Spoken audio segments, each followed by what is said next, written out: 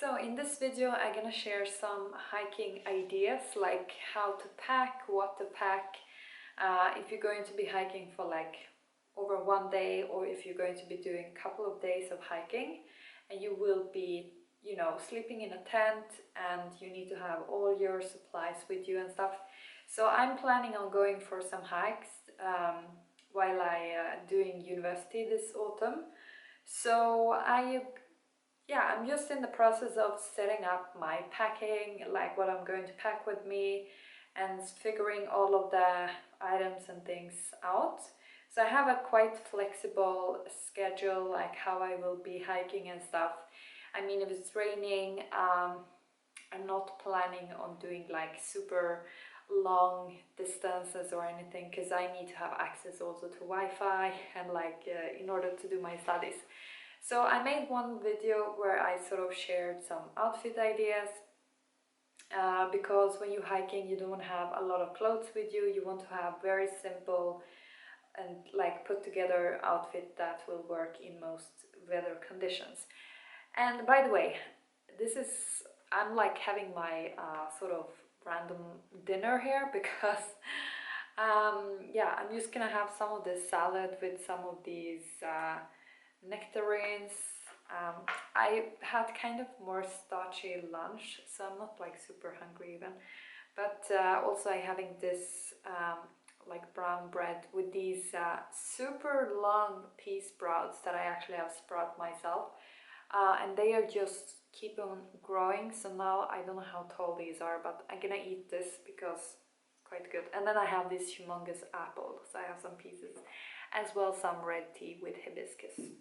So in this video I want to go over like the whole tent situation, like when you're going for a hike that's going to be stretching for more than 24 hours, or you need to sleep basically while you are doing the hike. So my sort of setup for that is obviously that I'm going to be getting a tent, and I'm kind of like, my relatives, they are quite outdoorish type of, they go outdoor and do a lot of outdoor activities. So they do tend to have tents here and there. I don't know how many they have, but I think I could borrow a tent by some of my relatives. And also sleeping bag. I will get a sleeping bag that is going to work in kind of colder type of climates. So even if I may not stay in a tent if it's less than 10 Celsius degrees, I still want to have a sleeping bag that is going to keep me warm even if it's below 10 Celsius degrees. So there are some different sleeping bags depending on what type of climate you will be staying in, but I'm going to find one that is around zero, like that will keep me warm if it drops down to zero, even 0 Celsius, even if it's like, even if I'm not planning on being in such cold climates basically. And also a tent, when it's concerning tents, I'm going to make sure that before I'm going on a hike that demands me to set up the tent, I will be practicing doing the tent specifically, which I will be using. I'm planning to have a tent that is quite small and that will be waterproof, and just waterproof and easy to set up, and not so big, because I want to be able to, put it up and put it down and bring it with me. And lightweight, that is like the keys.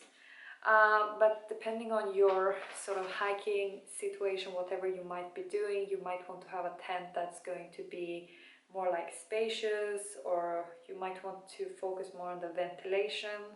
So, and also if you're going to be in a mountain area where it's like very open, you might want to think about the wind, that it will be sort of affecting the tent, and that's something I'm considering. So I want to have more like a low type of tent that's not going to be so much, like affected by the wind, and also the rain situation. I'm not so bothered about the light, because some people, they preferring a tent that that can be really dark inside, but you can actually take a sleeping mask with you, you know, or put a scarf on your, you know, on your eyes or whatever. So you will, or even if you have a bandana with you, you can just place it on top of your eyes, and I mean, you have gotten some more dark inside of the tent, you know, if you need, you know, if you prefer sleeping where it's more dark. Also, because it's very rare if you're in a mountain area that it's going to be super smooth beneath the tent, so I do prefer having something to place underneath the sleeping bag, and also that will help to keep the whole sleeping system like more warm. So, and ensure that the back is not, you know, too uncomfortable while trying to get some rest inside of the tent, you know. So also something I have never had with me when I've been doing hikes and stuff, especially in the mountains, is a pillow, like that you can blow up a pillow, you know. I'm going to try and find one to take with me, because if you're planning on doing more than, like, you know, if you're planning on walking a lot and then doing some hikes and sleep in a tent and these things, I actually find that when you exposing the neck to cold climate, and also putting a lot of like pressure and stuff on the neck, it's quite good to have, like, be able to relax the neck while you are asleep, so you will be able to heal any muscle injuries or whatever. So to have a pillow is quite essential actually, so I will try and find one as well if I'm going for like a stretch that's going to be more than 24 hours. So those are like things, and also to take a trash bag with you if you are out in the wild. You want to have somewhere to put your trash, because you can't just throw it around. Also, I spoke a little bit about the rucksack situation system that I will be taking with me. I will make a haul about this, because I'm planning, I haven't purchased the actual rucksack because I want to ensure also like exactly how long I will be staying in these different locations. And I'm still sort of, I want to try out some rucksacks as well to see how they sort of feel on my back, because I made the mistake, or I purchased one rucksack a couple of years ago, and it was supposed to be for a man, and for some reason on my body it was just not really adjustable to my upper body, so it was very ill-fitted and it wasn't very comfortable to walk with. So but I have some like 60 to 65 liter type of bags that I'm considering purchasing. And also I want to say that purchasing like a rucksack for longer stretches of hikes, like around 65 to 70 kilo, or not kilo but liter, is more like, they tend to be more expensive, so you do want to ensure whatever you're purchasing, unless you're going to rent it, but I think purchasing is maybe what most people do, is that it is a bag you at least will be using for, you know, your initial hiking plans. And also one thing I wanted to add about the whole outfit situation is that I will take 3 pairs of 2 different socks. Like I will have a setup of 2 socks for each day that I will use simultaneously. Like I will use 2 socks to avoid blisters and stuff and keep the feet warm, but I will have 3 sets of those type of socks. So I will, even if I'm able to wash one pair, I will still have some clean socks just in case, you know. Because the feet are really, you need to be very mindful about how you take care of your feet when you're doing longer hikes, because as much as you will be walking, the feet need to be maintained, you know, like with care. So, and I think I mentioned as well that I will have an umbrella with me, and I love umbrellas even if you are out in the mountains. It is catching the worst rain, so you won't be soaked, because even if things, even a tent, you know, even if it's like waterproof, you never know if it will be condensed inside. That can happen. So you want to ensure you have an umbrella in the worst scenarios as well for the sunlight, you know. For example, if you've been in Dubai, you see that a lot of people walking on the street, they're wearing an umbrella to protect themselves from the sun rays, you know. So some of the more like, let's move into more of the safety and like smart items I will be taking with me. I think this list is going to get longer because I'm a person, I like to be prepared when I'm doing longer distances or like doing some adventures and stuff. So I will definitely have first aid kit, like have some painkillers, tape, maybe some bandage that can support the whatever if I need to, and have some, I don't know, something else that you might have in search, like a cleaning some cuts and stuff, you know. And also I will take like, you know, some insect spray like for mosquitoes. And I think I mentioned in the previous video that I will have a cap with me that has an attached net for mosquitoes. And that is probably the best solution to avoid mosquitoes and insects. And also compass and maps. For the area where you will be going, I think it's a good idea to take even 2 maps, because if one of them, if it blows away or if you lose it or whatever, always good to have more than 1 map. I just feel like to have it, you know, like in case your phone die or if it's really foggy or something, you know, it can be kind of fog in the mountains during the autumn season. So you just want to be prepared, you know, and compass is very essential. Also, I will take some smart type of knife that has different functions, such as like that you can open a can with, and that you can do some screwing, and that you can use for like a scissor and such type of item, multi-knife item, you know, that's very important to have with you. I might take a bigger knife as well, because if you want to cut something, whatever, you know, it's always good to have like a proper knife. Like my family, when they go hiking, everyone has a knife with them. It's like a standard, and I think most people take a knife with them when they go hiking. Also, I will take obviously my phone, recharger. I would also keep my phone inside of a plastic bag, probably put it inside of some other like cushiony type of bag to keep it protected in case I drop it. So that is one thing. And then I will also take some tape, some gray tape, to in case some, for example, if the tent would get a hole, I would be able to tape it, or if the sleeping bag would get a hole, I would be able to tape it. Also, to take a small seving kit with you is very good, because you never know if you need to save something, and some security pens and pins like, and also I will be taking some extra earrings with me, because I have earrings. So if I lose one earring, I want to be able to put it back, because I don't want the, you know, I don't want the hole to grow up or something, you know. So I just, that's something extra. I know that most people wouldn't care about earrings, but I do care about it. Also, I would take one of those, what is it called, teasers, you know, in case you would get like you know, something from a wood inside of your finger, you need to have a teaser, or whatever you need a teaser for. If you decide to do your eyebrows when you are on a mountain, well, you need a teaser, you know.